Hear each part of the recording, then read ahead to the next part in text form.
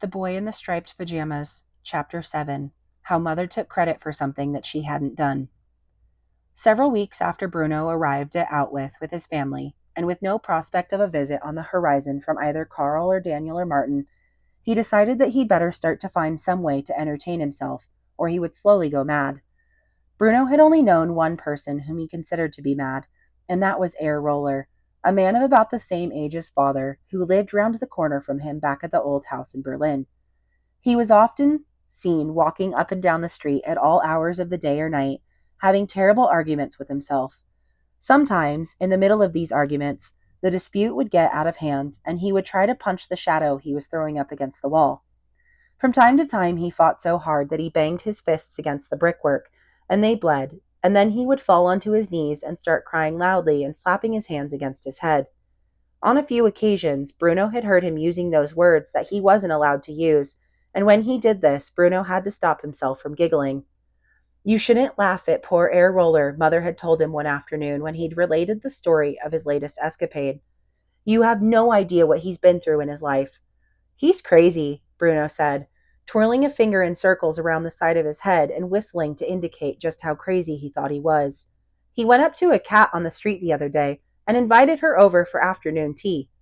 What did the cat say? Asked Gretel, who was making a sandwich in the corner of the kitchen. Nothing, explained Bruno. It was a cat. I mean it, Mother insisted. Franz was a very lovely young man. I knew him when I was a little girl. He was kind and thoughtful, and could make his way around a dance floor like Fred Astaire. But he suffered a terrible injury during the Great War, an injury to his head, and that's why he behaves as he does now. It's nothing to laugh at. You have no idea of what the young men went through back then. They're suffering. Bruno had only been 6 years old at the time and wasn't quite sure what Mother was referring to. It was many years ago, she explained when he had asked her about it. Before you were born. Franz was one of the young men who fought for us in the trenches. Your father knew him very well back then. I believe they served together. And what happened to him? Asked Bruno. It doesn't matter, said Mother. War is not a fit subject for conversation. I'm afraid we'll be spending too much time talking about it soon. That had been just over 3 years before they all arrived at Outwith, and Bruno hadn't spent much time thinking about Air Roller in the meantime. But he suddenly became convinced that if he didn't do something sensible, something to put his mind to some use, then before he knew it, he would be wandering around the streets, having fights with himself, and inviting domestic animals to social occasions too. To keep himself entertained, Bruno spent a long Saturday morning and afternoon creating a new diversion for himself. At some distance from the house, on Gretel's side and impossible to see from his own bedroom window, there was a large oak tree, one with a very wide trunk. A tall tree with hefty branches, strong enough to support a small boy. It looked so old that Bruno decided it must have been planted at some point in the late Middle Ages, a period he had recently been studying and was finding very interesting, particularly those parts about knights who went off on adventures to foreign lands and discovered something interesting while they were there. There were only two things that Bruno needed to create his new entertainment: some rope and a tire. The rope was easy enough to find as there were bales of it in the basement of the house, and it didn't take long to do something extremely dangerous and find a sharp knife and cut as many lengths of it as he thought he might need. He took these to the oak tree and left them on the ground for future use. The tire was another matter. On this particular morning, neither Mother nor Father was at home. Mother had rushed out of the house early and taken a train to a nearby city for the day for a change of air, while Father had last been seen heading in the direction of the huts and the people in the distance outside of Bruno's window.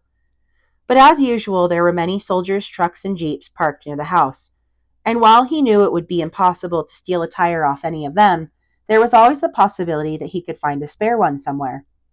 As he stepped outside, he saw Gretel speaking with Lieutenant Kotler, and, without much enthusiasm, decided that he would be the sensible person to ask. Lieutenant Kotler was the young officer whom Bruno had seen on his very first day at Outwith, the soldier who had appeared upstairs in their house and looked at him for a moment before nodding his head and continuing on his way. Bruno had seen him on many occasions since. He came in and out of the house as if he owned the place, and Father's office was clearly not out of bounds to him at all, but they hadn't spoken very often. Bruno wasn't entirely sure why, but he knew that he didn't like Lieutenant Kotler. There was an atmosphere around him that made Bruno feel very cold and want to put a jumper on. Still, there was no one else to ask, so he marched over with as much confidence as he could muster to say hello. On most days, the young lieutenant looked very smart, striding around in a uniform that appeared to have been ironed while he was wearing it. His black boots always sparkled with polish, and his yellow blonde hair was parted at the side and held perfectly in place with something that made all the comb marks stand out in it, like a field that had just been tilled. Also, he wore so much cologne that you could smell him coming from quite a distance.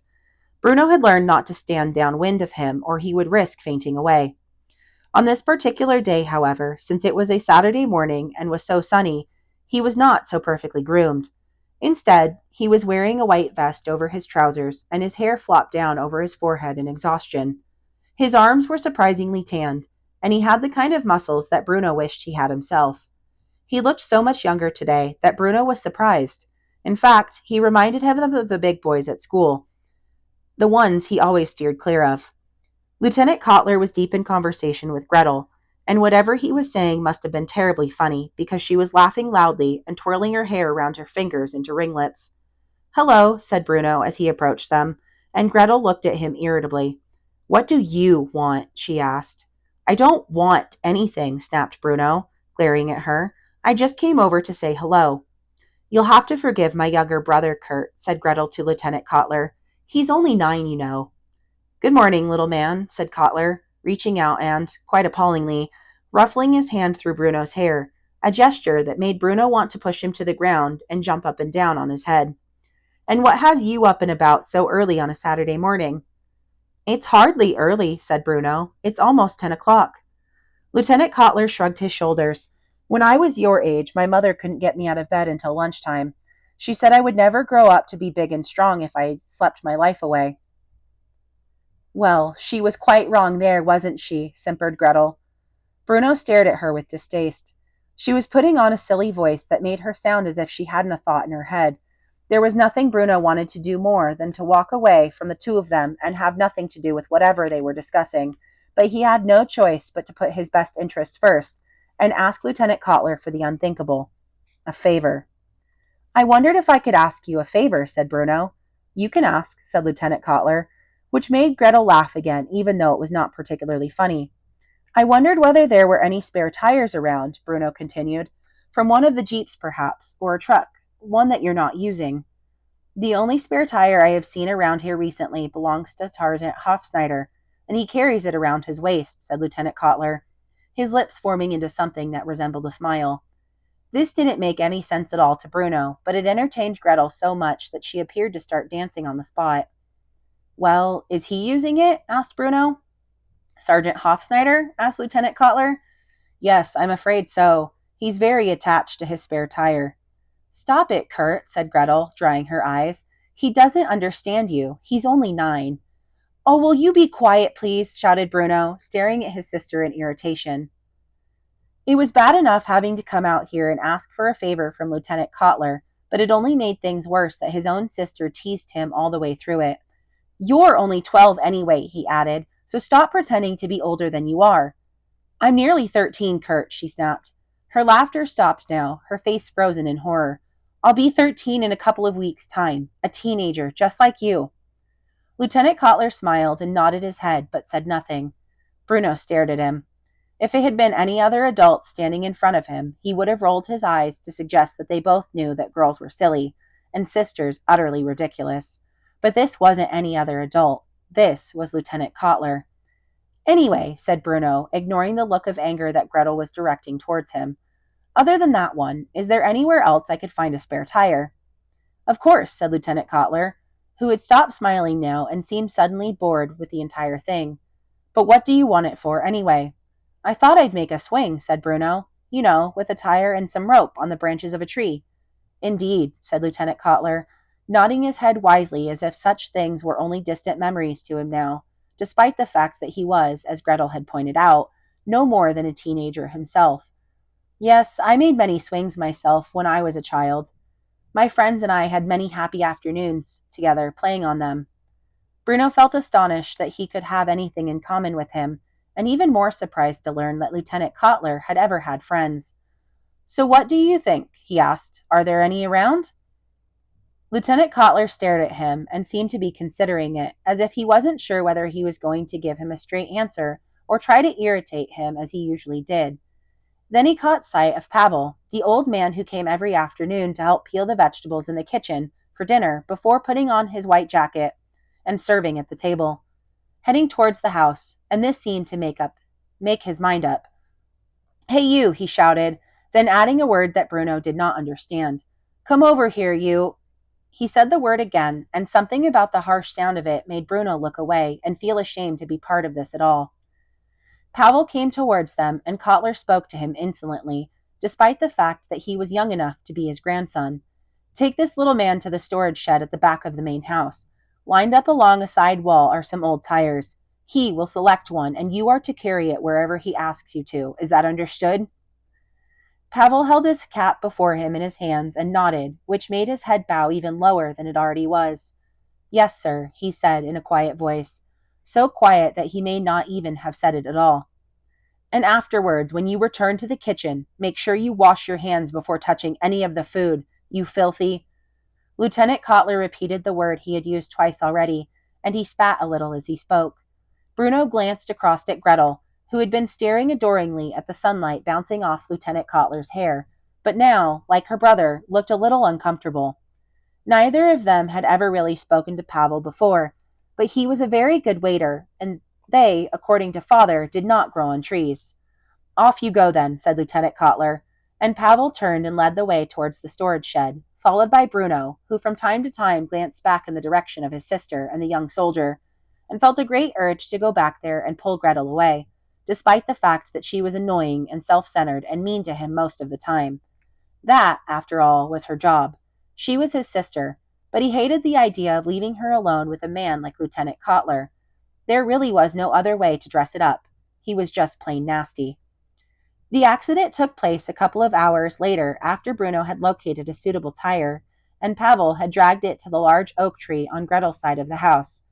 And after Bruno had climbed up and down and up and down and up and down the trunk to tie the rope securely around the branches and the tire itself. Until then, the whole operation had been a tremendous success. He had built one of these once before, but back then he had Carl and Daniel and Martin to help him with it. On this occasion, he was doing it by himself, and that made things decidedly trickier. And yet, somehow, he managed it, and within a few hours he was happily installed inside the center of the tire and swinging back and forth as if he did not have a care in the world, although he was ignoring the fact that it was one of the most uncomfortable swings he had ever been on in his life. He lay out flat across the center of the tire and used his feet to give himself a good push off the ground. Every time the tire swung backwards, it rose in the air and narrowly avoided hitting the trunk of the tree itself, but it still came close enough for Bruno to use his feet to kick himself even faster and higher on the next swing. This worked very well until his grip on the tire slipped a little, just as he kicked the tree, and before he knew it, his body was turning inside, and he fell downwards, one foot still inside the rim, while he landed face down on the ground beneath him with a thud. Everything went black for a moment, and then came back into focus. He sat up on the ground just as the tire swung back and hit him on the head, and let out a yelp, and moved out of its way. When he stood up, he could feel that his arm and leg were both very sore, as he had fallen heavily on them, but they weren't so sore that they might be broken. He inspected his hand, and it was covered in scratches, and when he looked at his elbow, he could see a nasty cut. His leg felt worse, though, and when he looked down at his knee, just below where his shorts ended, there was a wide gash which seemed to have been waiting for him to look at it, because once all the attention was focused on it, it started to bleed rather badly. Oh dear, said Bruno out loud, staring at it and wondering what he should do next. He didn't have to wonder for long, though, because the swing that he had built was on the same side of the house as the kitchen, and Pavel, the waiter who had helped him find the tire, had been peeling potatoes while standing at the window, and he had seen the accident take place. When Bruno looked up again, he saw Pavel coming quickly towards him, and only when he arrived did he feel confident enough to let the woozy feeling that was surrounding him take over completely. He fell a little, but didn't land on the ground this time, as Pavel scooped him up. I don't know what happened, he said. It didn't seem dangerous at all. You were going too high, said Pavel in a quiet voice that immediately made Bruno feel safe. I could see it. I thought at any moment you were going to suffer a mischief. And I did, said Bruno. You certainly did. Pavel carried him across the lawn and back towards the house, taking him into the kitchen and settling him on one of the wooden chairs. Where's Mother? Asked Bruno, looking around for the first person he usually searched for when he'd had an accident. Your mother hasn't returned yet, I'm afraid, said Pavel, who was kneeling on the floor in front of him and examining the knee. I'm the only one here. What's going to happen then? Asked Bruno, beginning to panic slightly, an emotion that might encourage tears. I might bleed to death.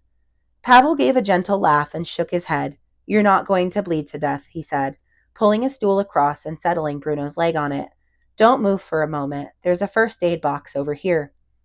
Bruno watched as he moved around the kitchen, pulling the green first aid box from a cupboard and filling a small bowl with water, testing it first with his finger to make sure that it wasn't too cold. Will I need to go to hospital? Asked Bruno. No, no, said Pavel, when he returned to his kneeling position, dipping a dry cloth into the bowl and touching it gently to Bruno's knee, which made him wince in pain, despite the fact that it wasn't really all that painful. It's only a small cut. It won't even need stitches. Bruno frowned and bit his lip nervously as Pavel cleaned the wound of blood and then held another cloth to it quite tightly for a few minutes. When he pulled it away again, gently, the bleeding had stopped, and he took a small bottle of green liquid from the first aid box and dabbed it over the wound, which stung quite sharply, and made Bruno say ow a few times in rapid succession. It's not that bad, said Pavel, but in a gentle and kindly voice. Don't make it worse by thinking it's more painful than it actually is. Somehow, this made sense to Bruno, and he resisted the urge to say ow any more. And when Pavel had finished applying the green liquid, he took a bandage from the first aid box and taped it to the cut. There, he said. All better, eh? Bruno nodded and felt a little ashamed of himself for not behaving as bravely as he would have liked. Thank you, he said. You're welcome, said Pavel. Now you need to stay sitting there for a few minutes before you walk around on it again, all right? Let the wound relax, and don't go near that swing again today. Bruno nodded and kept his legs stretched out on the stool, while Pavel went over to the sink and washed his hands carefully, even scrubbing under his nails with a wire brush, before drying them off and returning to the potatoes.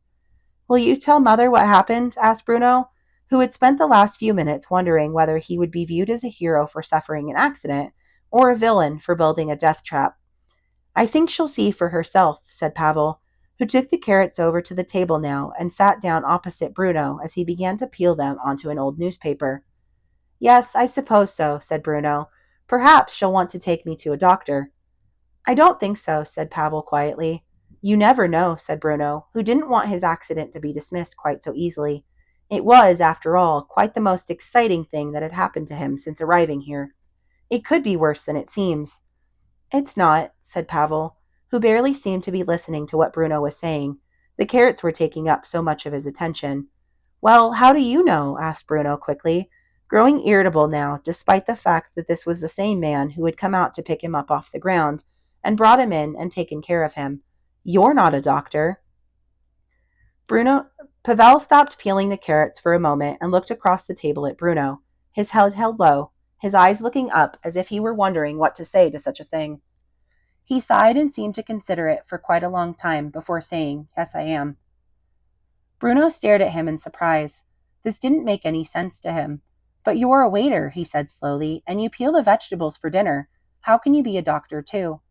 Young man, said Pavel, and Bruno appreciated the fact that he had the courtesy to call him young man instead of little man as Lieutenant Kotler had. I certainly am a doctor. Just because a man glances up at the sky at night does not make him an astronomer, you know.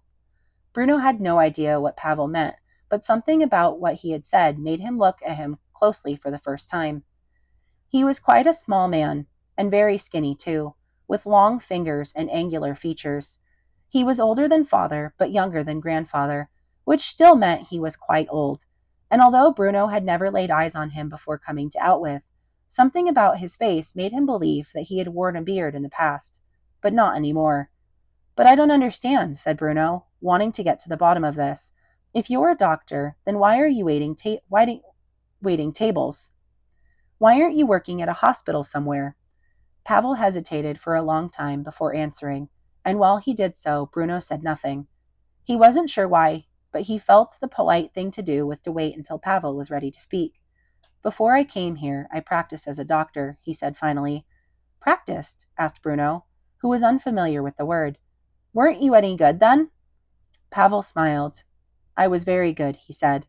I always wanted to be a doctor, you see, from the time I was a small boy, from the time I was your age. I want to be an explorer, said Bruno quickly. I wish you luck, said Pavel. Thank you. Have you discovered anything yet? Back in our house in Berlin, there was a lot of exploring to be done, recalled Bruno. But then, it was a very big house, bigger than you could possibly imagine, so there were a lot of places to explore. It's not the same here. Nothing is the same here, agreed Pavel. When did you arrive at Outwith? Asked Bruno. Pavel put the carrot and the peeler down for a few moments and thought about it.